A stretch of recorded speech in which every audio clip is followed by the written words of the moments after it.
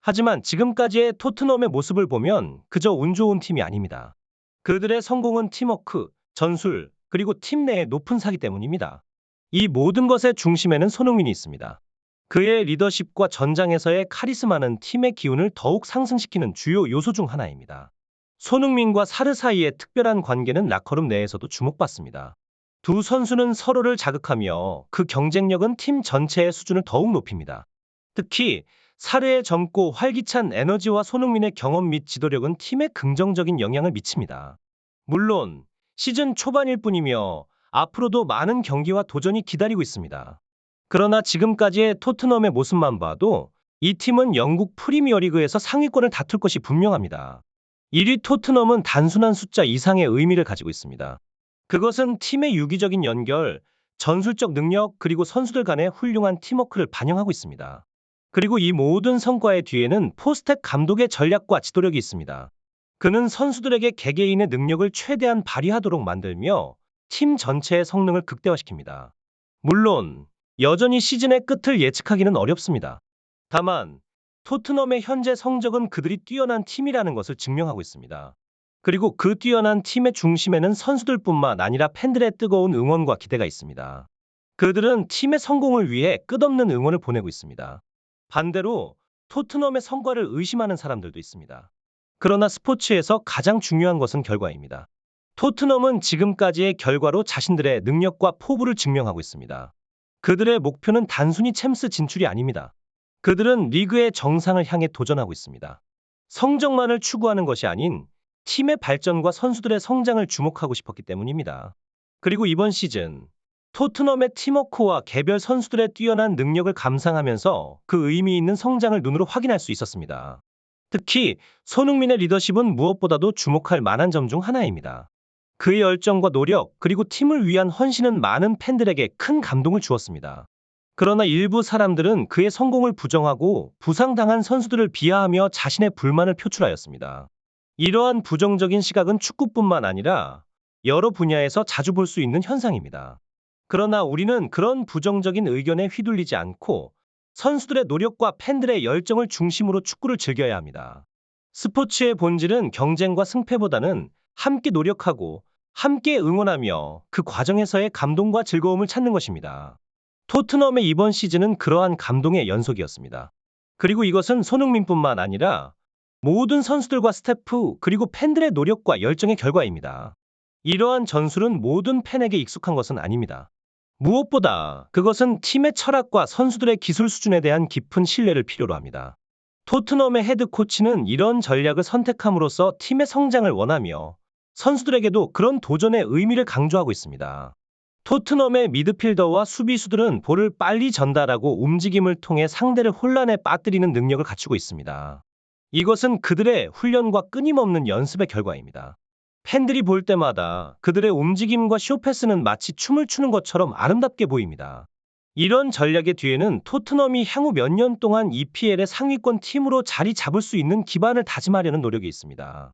실제로 이러한 스타일의 축구는 유럽 최고의 클럽들과 경쟁할 때 더 중요해집니다. 토트넘이 이런 스타일로 꾸준히 경기를 이어가며 승점을 쌓아나간다면 그들은 미래에 큰 성공을 거둘 가능성이 높아질 것입니다. 그의 과감한 쇼패스는 팀의 전체 전술에 큰 변화를 주고 선수들 사이의 화합과 신뢰를 키워나가는 역할을 합니다. 비카리오의 패스가 팀의 전체 전략에 어떻게 영향을 미치는지만 봐도 그의 중요성을 알 수 있습니다. 그는 단순히 골문을 지키는 것을 넘어서 상대방의 전방 압박을 피하면서 팀의 공격을 시작하는 중추 역할을 하고 있습니다. 손흥민이 그의 패스로부터 득점을 하기까지 여러 단계의 패스와 움직임이 필요하다는 것은 모든 선수들이 함께 움직이며 공을 움직이는 과정에서 비로소 만들어지는 결과물이라는 것을 증명합니다. 이것이 바로 축구의 미학이자 팀 스포츠의 진정한 가치입니다. 비카리오의 뛰어난 쇼패스 능력 덕분에 팀은 공격의 효율성을 높일 수 있게 되었고 상대 팀도 그의 패스를 예측하기 어려워합니다. 그가 만들어내는 기회들은 종종 결정적인 순간에 팀의 승리를 가져다 주곤 합니다. 그러한 모습을 보면서 팬들은 그가 단순한 골키퍼가 아니라 팀의 전술을 주도하는 중심 선수라는 것을 느낍니다. 그와 같은 웃음은 팀 내의 긴장감을 풀어주고 선수들 간의 유대감을 높여주는 매력적인 도구였습니다. 얀 베르통어는 그 웃음 속에서도 진지한 경기 준비와 투혼을 잃지 않았고 그의 리더십은 라커룸 안팎에서 동료들에게 큰 동기부여가 되었습니다. 그렇게 웃음과 열정 두 가지의 면모를 동시에 가진 그는 토트넘에서 불가결한 존재였습니다. 지금의 토트넘은 그와 같은 리더십을 손흥민에서 찾고 있습니다. 그의 패스와 움직임, 그리고 경기장에서 보여주는 끝없는 에너지는 팀 전체에 활력을 주고 있습니다.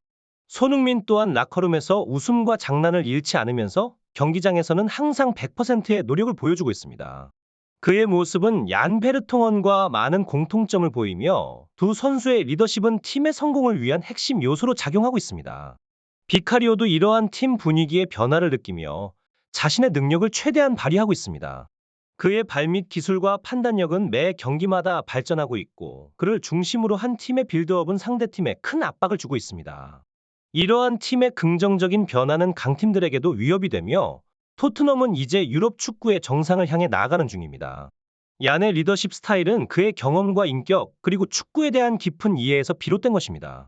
그는 선수들에게 명확한 메시지를 전달하는 것이 중요하다고 생각하며 그러한 방식이 팀 내에 명확한 커뮤니케이션과 전략적인 움직임을 창출한다고 믿습니다. 얀이 사용하는 다양한 언어는 그의 글로벌한 경험을 반영하며 다양한 선수들과의 교류를 원활하게 만듭니다. 한편 그는 경기 중 상대팀과의 갈등이나 심판과의 의견 충돌에서도 그만의 냉철함과 위엄을 잃지 않습니다.